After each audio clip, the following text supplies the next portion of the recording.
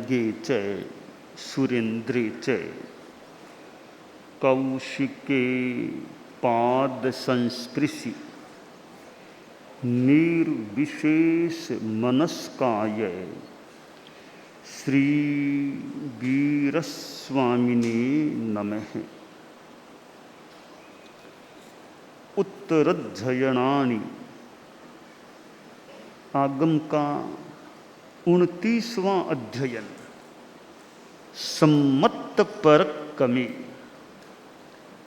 स्वयं में आउसम तेणम भगवया एव मखायम इह खलु सम्मत परक में नाम अध्ययने समणेनं भगवया महावीरेणं काशवेणं पवेइये जंग सम्मम सद्दहित्ता पत्तिया इत्ता रोय इत्ता फास इत्ता पाल इत्ता तीर इत्ता किट्ट इत्ता सोह इत्ता आराह इत्ता आणाय अनुपाल इत्ता बहवे जीवा सिद्धन्ति बुद्धन्ति मुच्चन्ति परिनिब्बायन्ति सब दुखान मंतम करेन्ति तत्सणम अयमठ्ठे एव माहिज्जयितंजहा संवेगे निवे।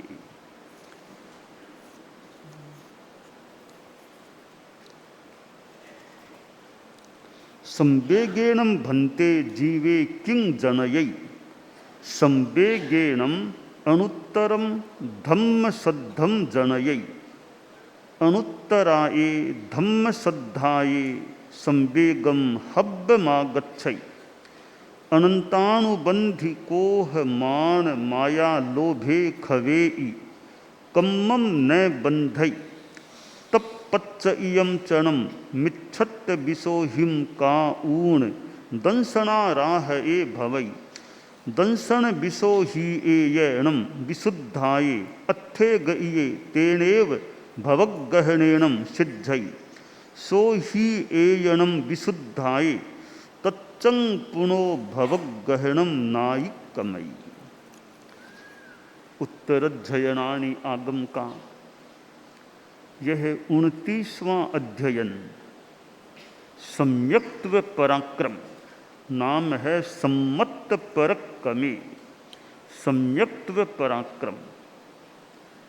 और इस अध्ययन में संवाद हुआ है, प्रश्नोत्तर का क्रम इसमें उपलब्ध होता है और प्रश्न किया गया है भन्ते संवेग से जीव को क्या प्राप्त होता है।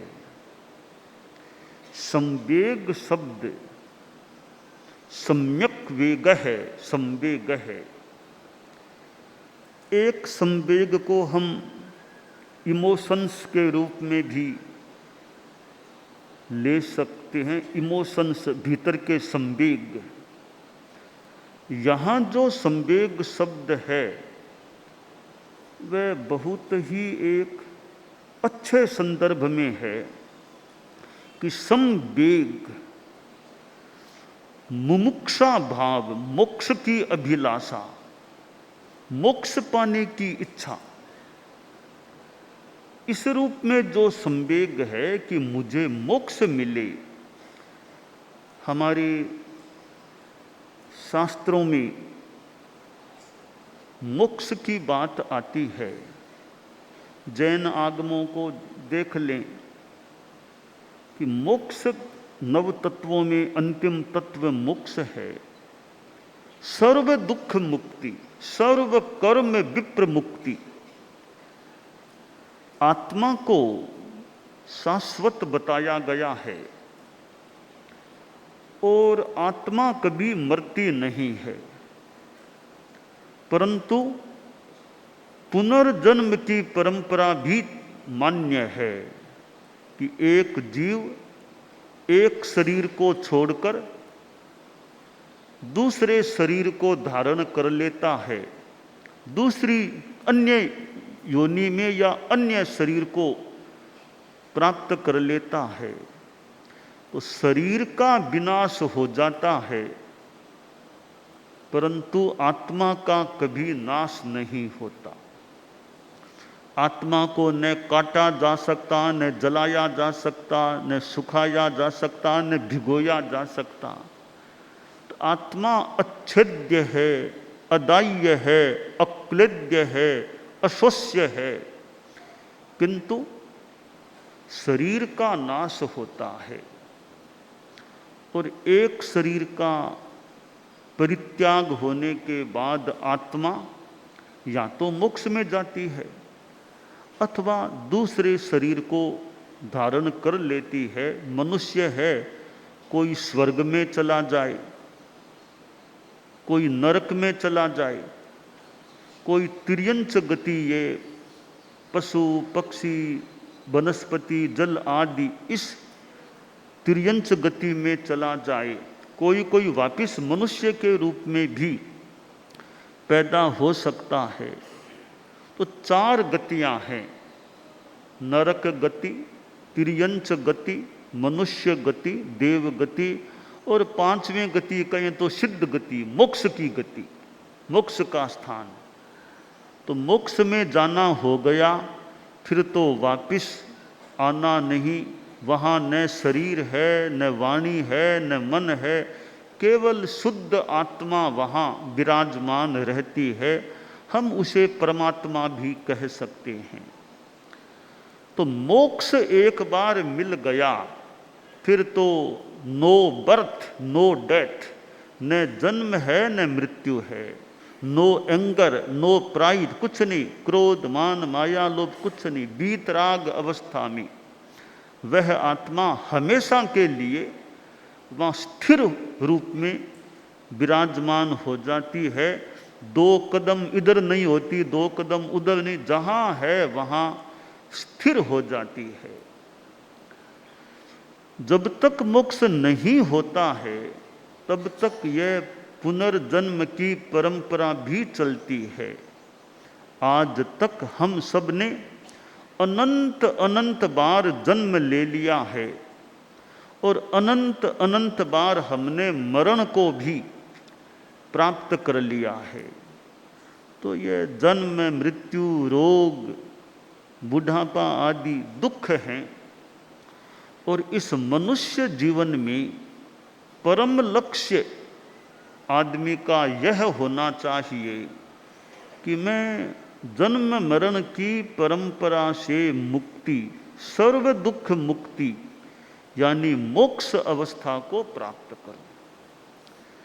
आगम में जो यह कहा गया है, संवेगेणम भन्ते जीवे किंग जनयी, यह संवेग मोक्षाभिलाषा से जीव क्या उत्पन्न करता है, क्या प्राप्त करता है, यह तो प्रश्न हो गया।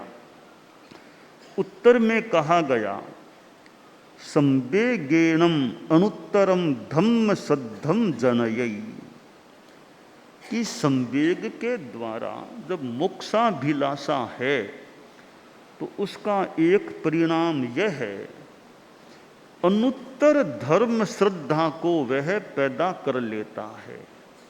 धर्म के प्रति श्रद्धा कि संवेग है तो धर्म के प्रति श्रद्धा, धर्म श्रद्धा प्रगाढ़ बन सकती। अनुत्तर बहुत मानो विशिष्ट, बहुत विशिष्ट धर्म की श्रद्धा। धर्म श्रद्धा सामान्य रूप में भी हो सकती है और बहुत विशिष्ट उत्कृष्ट रूप में भी किसी के हो तो हो सकती है। तो संवेग से यह लाभ मिलता है, अनुत्तर धर्म श्रद्धा की प्राप्ति हो सकती है।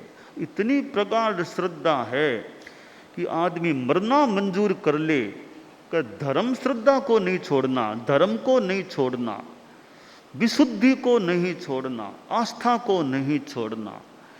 यह इतनी श्रद्धा कि भी कोई कह दे प्राण चले जाएंगे, या तो धर्म को छोड़ या प्राण जाएंगे, दोनों में एक चुनाव कर लो, या तो धर्म छोड़ो या प्राण छोड़ो।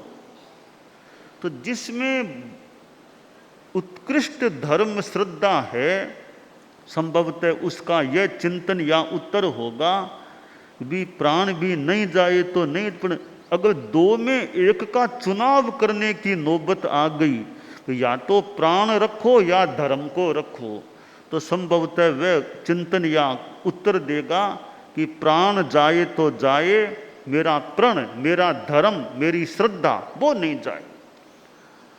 यह प्रगाढ़ श्रद्धा हो सकती है कि शरीर तो नश्वर है, एक दिन छूटना ही है, धर्म को छोड़ दूंगा तो क्या शरीर नहीं छूटेगा क्या? शरीर तो छूटना ही छूटना है, तो शरीर को रखने के लिए धर्म को छोड़ना यह क्यों करूं?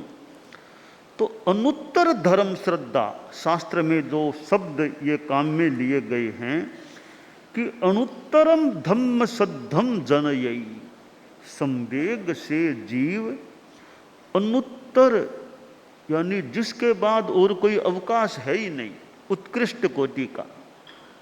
जैसे जीव मोक्ष में जाता है भी लोकांत तक चला गया, उसके बाद जाने का स्कोप है ही नहीं, अलोक तो है वहां गति नहीं, अलोए पड़ी है या सिद्धा, अनुत्तर स्थान आ गया, उसके बाद जाने का अवकाश है ही नहीं। तो जिसके उत्तर, जिसके बाद कुछ है ही नहीं, वह अनुत्तर।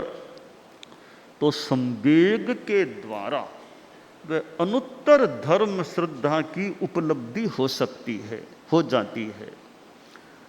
अब अनुत्तर धर्म श्रद्धा होती है, अनुत्तराय धम्म श्रद्धाये संवेगम हव्यमागच्छै। अनुत्तर धर्म श्रद्धा से फिर संवेग और ज्यादा प्रगाढ़ हो जाता है। यह एक चक्र सा है कि धर्म संवेग से धर्म श्रद्धा पुष्ट होती है और धर्म श्रद्धा से पुनः संवेग पुष्ट हो जाता है। जैसे वह श्लोकद्वय है, यथा यथा समायाति संवित्तौ तत्वमुत्तमम् तथा तथा न रोचन्ते विषयाः सुलभा अपि, यथा यथा न रोचन्ते विषयाः सुलभा अपि तथा तथा समायाति संवित्तौ तत्वमुत्तमम्।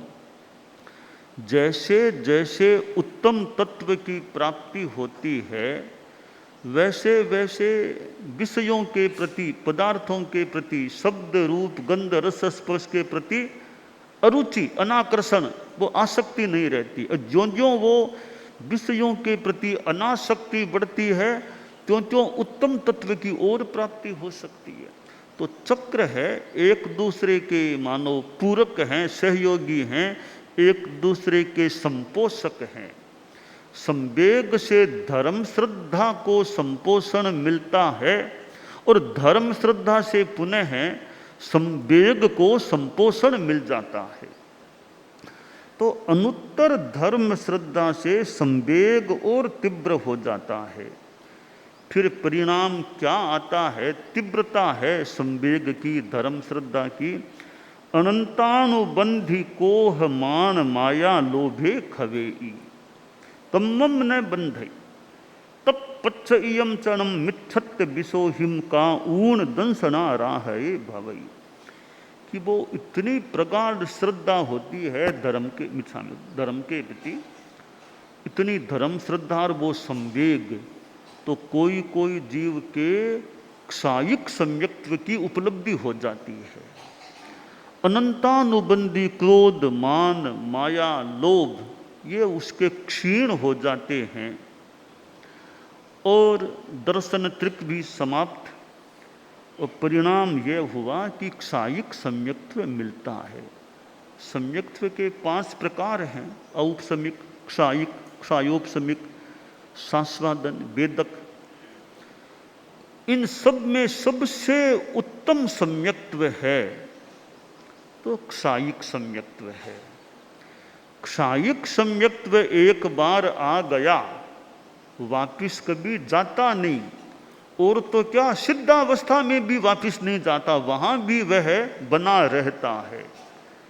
क्षायोपसम्यक सम्यक्त्व तो जा सकता है, कभी न कभी किसी रूप में जाता भी है, वो नहीं रहता।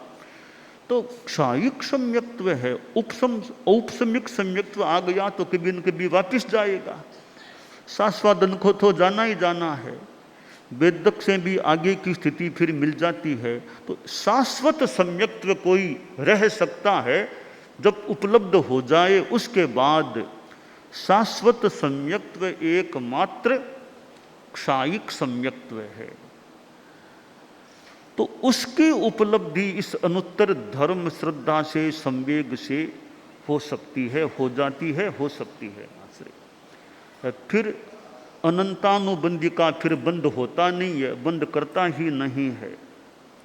मिथ्यात्व की विशोधि हो जाती है तो फिर वह जीव दंसना राह ए भवई, दर्शन का आराधक, सम्यक दर्शन का आराधक, आराधना करने वाला बन जाता है। और क्षायिक सम्यक्त्व दर्शन प्राप्त हो गया तो दर्शन की विशोधि के विशुद्ध होने से परिणाम यह आएगा, कोई कोई मनुष्य तो उसी जन्म में, उसी भव में मोक्ष को प्राप्त हो जाता है। और जिस जन्म में क्षायिक सम्यक्त्व उपलब्ध नहीं हुआ है तो फिर वह आगे मोक्ष को प्राप्त होगा। आगम में कहा, सो ही एयनम विशुद्धाये तच्चंग पुनो भव गहनम नायिकमयी। शोधि की विशुद्धता होने पर तीसरे भवग्रहण का अतिक्रमण नहीं करता। अब तीसरे जन्म के बाद तो मोक्ष है ही।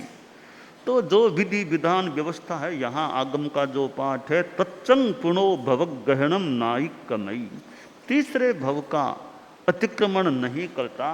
तात्विक बातों में और कोई छोटा मोटा रहस्य हो तो हो सकता है, पर सामान्य सा पाठ यह है, उसी जन्म में या तीसरे जन्म के बाद उसे मुक्ति की उपलब्धि हो जाती है। 29वें अध्ययन में यह जो प्रश्न रखा गया, संवेग से क्या मिलता है, फिर जो उत्तर दिया गया है, इसमें सम्यक्त्व की बात बताई गई है कि दृष्टिकोण सम्यक हो जाए, चेतना की वह विशुद्धि हो जाए कि अनंतानुबंधी क्रोध, मान, माया, लोभ का क्षय हो जाना, दर्शन मोहनीय का क्षीण हो जाना, बस यह चेतना की एक विशुद्धि की स्थिति है।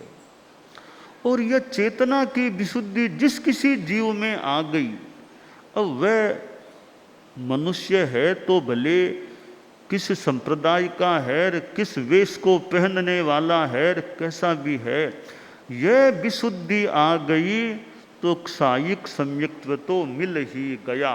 कपड़े सफ़ेद हैं कि लाल हैं कि पीले हैं कि क्या हैं, मुप्पत्ति है उस समय अथवा नहीं भी है, मुप्पत्ति है तो किस प्रकार की चिलक, किस आकार की मुख वस्त्रिका है, कैसी भी है, अनंतानुबंधी और दर्शन मोह का क्षय हो गया है। तो कोई दूसरी कोई संभवतः कसौटी नहीं है कि कौन से कपड़े पहने हुआ है, कितना लंबा चौड़ा, कैसा जैसा भी है, यह कर्म क्षीण हो गया, अनंतानुबंधी का हिस्सार, दर्शन मोहनीय का, तो क्षायिक सम्यक्त्व की उपलब्धि जीव को हो जाती है। अब इतनी वो अनुत्तर धर्म श्रद्धा किसी में हो, वरना आदमी की श्रद्धा भी डोल जाए कि धर्म को छोड़ दो, कुछ नहीं, छोड़ो धर्म को। तात्कालिक कठिनाई सामने आती है तो आदमी धर्म को छोड़ने को तैयार हो जाए। धर्म कौन सा? वो एक सम्यक आस्था वाला जो धर्म है, आत्मकल्याण का जो धर्म है, मोक्ष धर्म है, कि भी उसको नहीं छोड़ना। अब श्रावक भी होते हैं, उनमें भी कईयों में बहुत अच्छी धर्म श्रद्धा हो सकती है, और इतनी कईयों में धर्म श्रद्धा हो जाए कि मैं तो लौकिक देव हैं, आसाधना तो किसी की भी नहीं करनी चाहिए। यह भी एक बात है, हमारी आस्था है जहाँ हो, हम किसी को माने न माने, पर किसी की अवहेलना नहीं करनी चाहिए, किसी की आसाधना नहीं करनी चाहिए। राग द्वेष के भाव में आकर किसी के लिए अपशब्द नहीं बोलना चाहिए। भी हम क्यों अपशब्द बोलें, अपना अपना क्रम है कि मेरी आस्था इसमें है, मेरी आस्था यहाँ पर है, यह मेरी स्पष्ट बात है।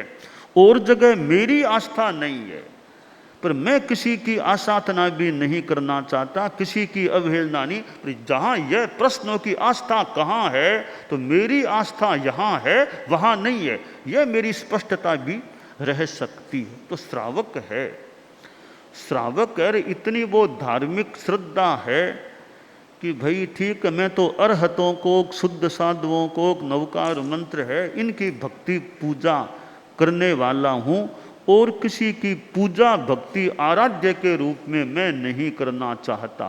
ठीक है, मत करो, पर आसाधना किसी की नहीं करना कि वो ऐसे वो ऐसे, बस है तुम अपनी आस्था रखो। किसी के बारे में फालतू द्वेष में आकर के अपशब्द नहीं, आसाधना नहीं, शांति रखो। हाँ, अपनी आस्था तुम अपने धर्म के प्रति रखो।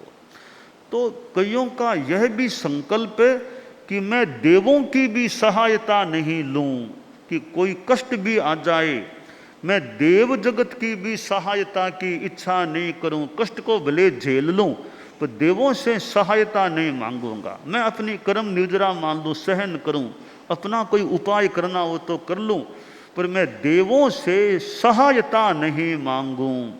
यह भी एक बड़ा अच्छा संकल्प प्रतीत हो रहा है कि कष्ट आने पर भी मैं देवों से सहायता नहीं मांगू।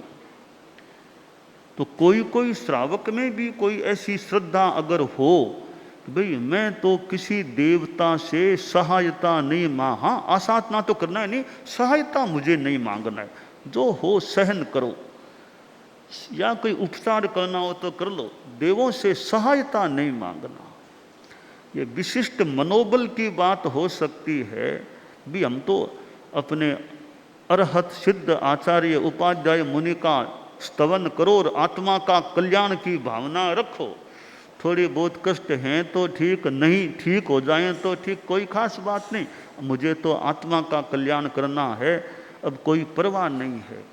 तो असहाय, ये असहज कि श्रावक भी कोई ऐसा धार ले कि मैंने सम्यक्त्व स्वीकार कर लिया है, अब कष्ट आने पर भी लौकिक देवी देवताओं से मैं कोई सहायता की याचना नहीं करूं।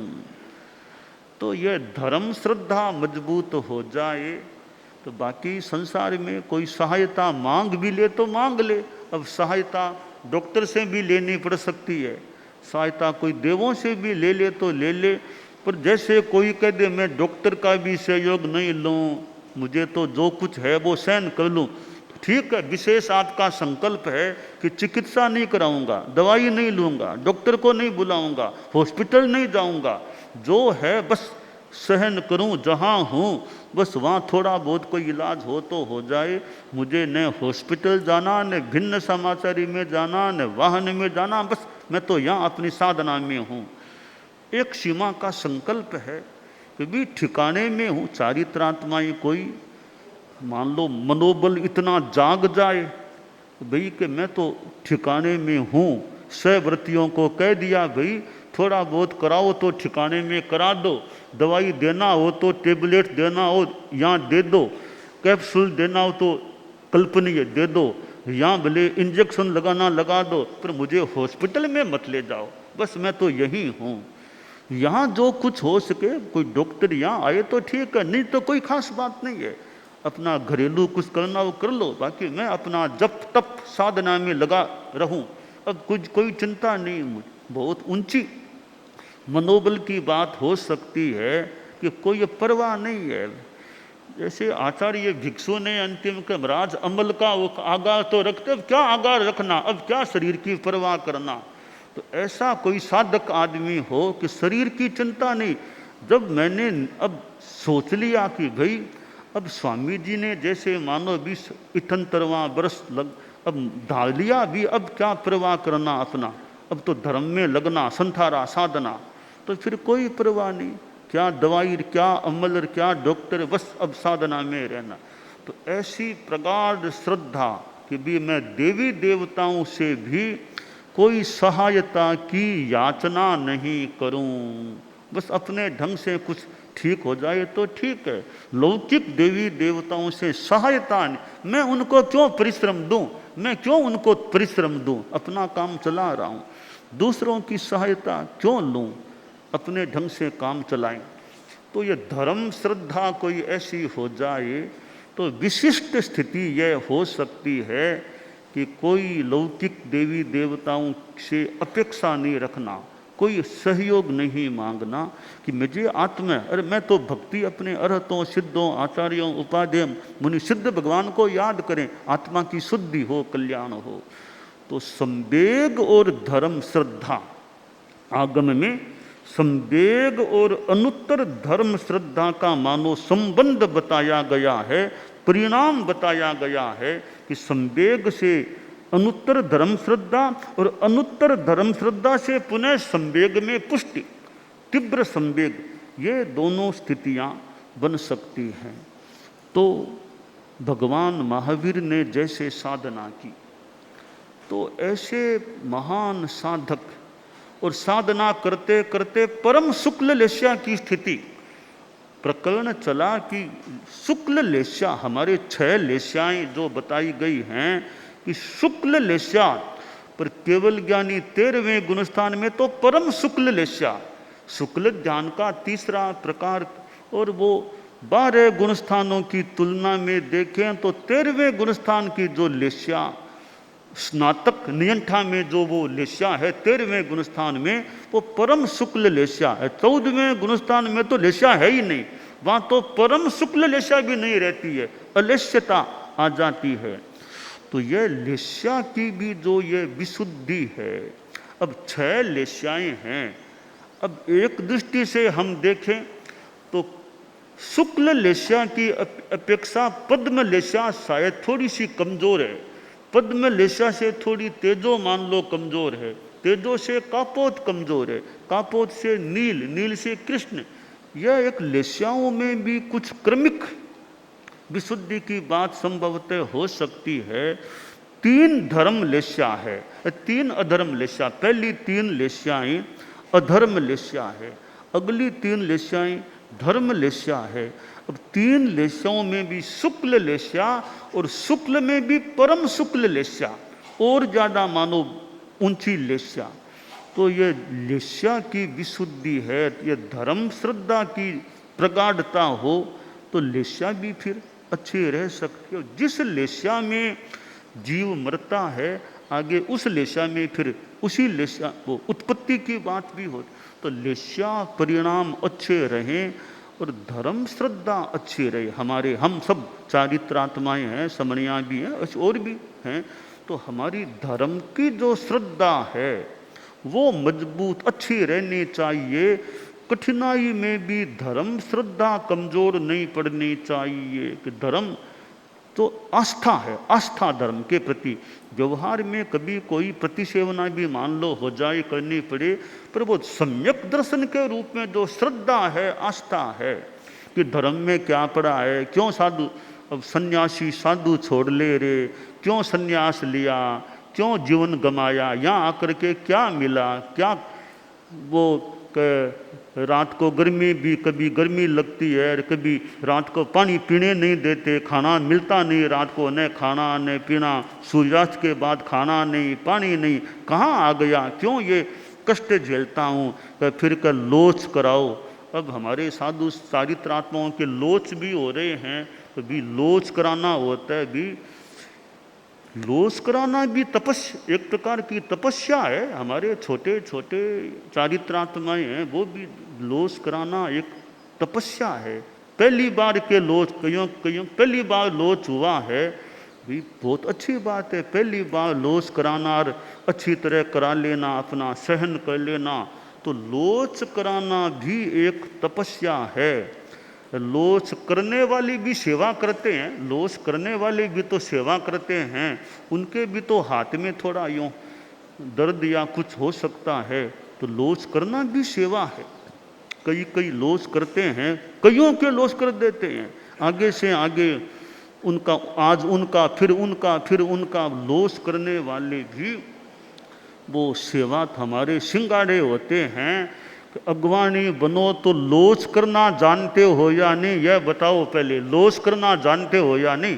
कि अगवानी हम बनाएं मान लो, तो लोच करना आता है या नहीं? कि लोच करना नहीं जानता तो भाई सोचे अगवानी कैसे लोच ही करना नहीं, तो लोच करना अच्छी तरह कई लोच में कर सकता हूँ। तो अगवानी में वृद्धावस्था की अलग बात है, बाकी अगवानी में एक यह भी अर्हता हो कि सब लोच कर सके, लोच करने की क्षमता हो, तो वो भी अग्रणी, युवा अवस्था में अग्रणी बनो तो भी लोच करना भी आता है या नहीं, वो भी आए तो बढ़िया रहे। तो ये हमारे जो उपक्रम कई तपस्या के साधना के, तो लोच कराना भी एक प्रकार की हमारी तपस्या मानी जा सकती है। संभवतः लोच करने वालों की ओर से एक सेवा मानी जा सकती है। तो यह धर्म श्रद्धा और संवेग दोनों में जो संबंध है, हमारी धर्म श्रद्धा पुष्ट रहे, संवेग अच्छा रहे, यह काम्य है।